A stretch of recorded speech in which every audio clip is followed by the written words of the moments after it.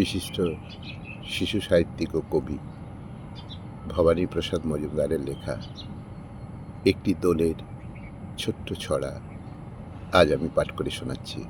ছড়া দোল ফাগুয়ার খেলা। শুরু করছি। দোল কি শুধুই নানান রঙের খেলা, হই হুল্লোড়, হাসি খুশির মেলা? দোলে ভাসাও ভালোবাসার ভেলা, দেশ বিদ্বেষ দ্বন্দ্ব বিভেদ ভুলে। আবির কি ভাই শুধুই রঙিন ফাগ, সাবান ঘষেই যাই কি তোলা দাগ?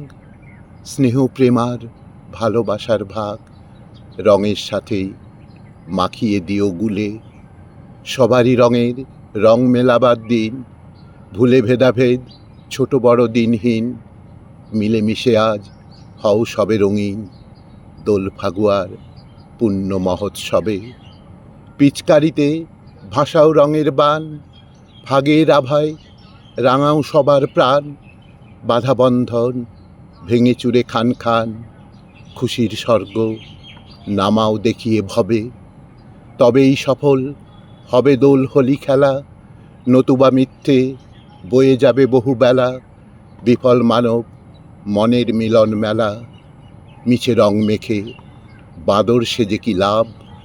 মনেই যদি না মাখাতে পারলে রং, তবে কেন মিছে সাজো শুধু শুধু সং? দোল কি নিছক জোকারের রং ঢং, সবার হৃদয়ে এঁকে দাও রাঙা ছাপ। সবার হৃদয়ে এঁকে দাও রাঙা ছাপ।